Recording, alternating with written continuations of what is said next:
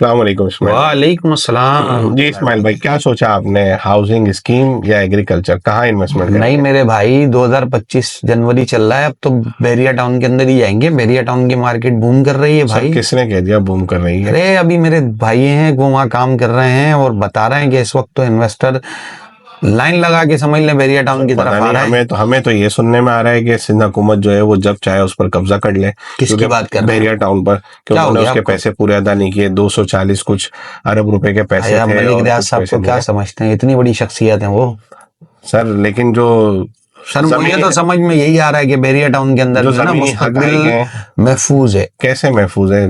मतलब आप देखें ना, कराची के वस्त में कितने ऐसे जो है वो इंक्रोचमेंट साफ हुई है जो 50-50 साल से थे, लेकिन लोग यही समझते थे महफूज है। सर गवर्नमेंट है, जब उसे अपनी चीज रिकवर करनी होगी वो पूरी रियासती ताकत के साथ आएगी। सामने कितना ही ताकतवर आदमी खड़ा हो, वो उसे उठा के फेंक देगी। सर आपको जितना मजबूत प्रोजेक्ट बैरिया टाउन का है, इतना मजबूत प्रोजेक्ट कोई और नजर आता है? सर कराची की वो आबादी जो 50 साल से थी, गुजर नाले के दोनों अतराफ, वो आबादी लाइन्स एरिया जो पाकिस्तान बनने के बाद थी, वो मजबूत नहीं थी, आवाम नहीं थी। बैरिया टाउन से तो कई गुना ज्यादा लोग रहते थे, लेकिन जब रियासत, सर वो तो पूरी की पूरी इंक्रोचमेंट थी। तो सर ये क्या है? ये भी तो कोई जमीन जो है वो कब्जा की गई या उसकी कम कीमत अदा की गई। हमने ये सुना है कि सिंध गवर्नमेंट की जगह है, उसके पैसे पूरे नहीं दिए गए, कुछ मिलियन देकर कुछ मिलियन लेकर काम हो गया। कोई एक तंजीम भी उठी थी उनके हुकूक के लिए, कुछ एमओयू साइन हुए, वो भी पता नहीं कहाँ गया मामला। तो यहाँ तो यही होता है कि कोई इशू उठता है फिर दब जाता है, फिर जैसे होता रहता है कि याददाश्त बड़ी कमजोर है हमारे लोगों की। और आप उस तरफ जाएं, मैं कुछ दिनों पहले एक फेसबुक पे एक साहब की वीडियो देख रहा था, उनके पास तो वहाँ की कई सारी हाउसिंग स्कीम्स की फाइलें के जो स्कैम है, जो कराची में ही नहीं है, जो जामशोरों में लगती हैं।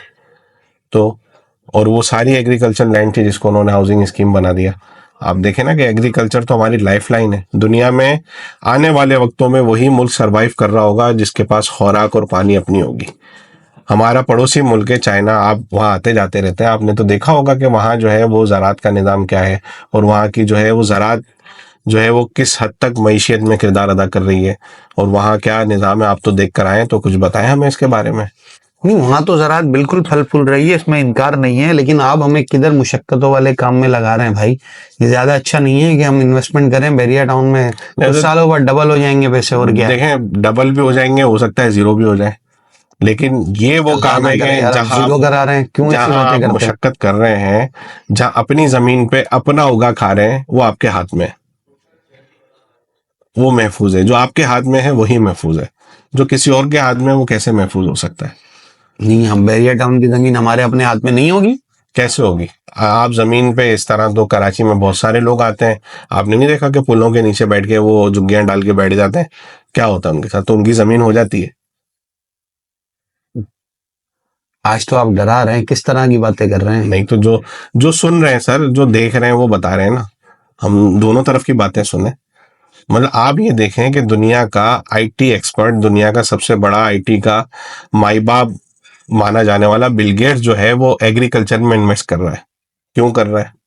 चलें फिर आपको प्रपोजल दें, कोई फिजिबिलिटी बनाए एग्रीकल्चर के हवाले से, ताकि आदमी फिर इसकी सर तरफ इन्वेस्ट करने की एक सोचे। एग्रीकल्चर से बहुत सारी चीजें निकल रही होती हैं कि आप देखें कि आपकी पोल्ट्री फार्मिंग भी उसी एग्रीकल्चर में हो सकती है, आपका लाइव स्टॉक का जो है वो भी इसी एग्रीकल्चर में हो रहा होता है। और कितने इससे और आगे मामला जो है वो आपकी फलों की एक्सपोर्ट है, सब्जियों की एक्सपोर्ट है, आपकी बुनियादी ज़रूरियात जिससे पूरी हो रही हैं। मैं तो हैरान हूँ कि वो इदारे जो हमारे आवाम की मदद करने के लिए नए नए कोर्सेज मुफ्त में इंट्रोड्यूस करा रहे होते हैं, वो हमारी नौजवान नस्ल का जहन इस तरफ क्यों नहीं बनाते कि भाई आईटी के अलावा भी कराची में, पाकिस्तान में, दुनिया में शोबे हैं जिनमें आप अच्छी कामयाबी हासिल करके अच्छे पैसे कमा सकते हैं, अपने मुल्क की खिदमत कर सकते हैं। ज़रूरी थोड़ी है कि आप जो है वो यूक्रेन से गंदम खरीदें तो आपके यहाँ गंदम सस्ती होगी, आप अमेरिका से खरीदें। भाई हमारी इतनी ज़रूरी सरसब ज़मीन है, पंजाब की ज़मीन है, सिंध की ज़मीन है, केपी के बलोचिस्तान, ये सारी ज़मीनें ऐसी हैं कि अल्लाह तबारक व तआला की नेमत है, अल्लाह का इनाम व इकराम इस ज़मीन पर है कि आप जो भी उगाएं अपनी ज़मीन पर उगाएं। हम क्यों नहीं उगाते? हम क्यों दूसरों के मोहताज हैं? गंदम के लिए, जौ के लिए, चावल के लिए क्यों हमें जो है वो कभी प्याज इंपोर्ट करनी पड़ रही है, कभी हमें ईरान से टमाटर इंपोर्ट करना पड़ रहा है? तो बात यह है कि हमारा जो है वो अपना बाग हरा भरा है और हम भीख जो है वो दूसरे के बाग से मांग रहे हैं। तो कब कौन सोचेगा? मतलब आप और मैं ही सोचेंगे ना, जब भी तो कुछ होगा। चलें अमीन भाई, आपने आज जहन दोबारा बनाया है। पिछली दफा भी बना था कुछ जहन, लेकिन पैसे की लालच गालिब आ गई थी। आज फिर बनाया है, कुछ फिजिबिलिटी बनाए। चलते एग्रीकल्चर हैं किसी गांव की तरफ, देख के आते हैं। जरूरी चीजों नहीं है आप को। गांव की तरफ जाएं, आपके कराची के जो है वो करीब करीबी आपके जो है वो मजाफाती इलाकों में ऐसी जमीन है कि आप वहाँ फिर इस इतवार का प्रोग्राम बनाए, चलते हैं दोनों भाई चलें मिलके। इंशाल्लाह।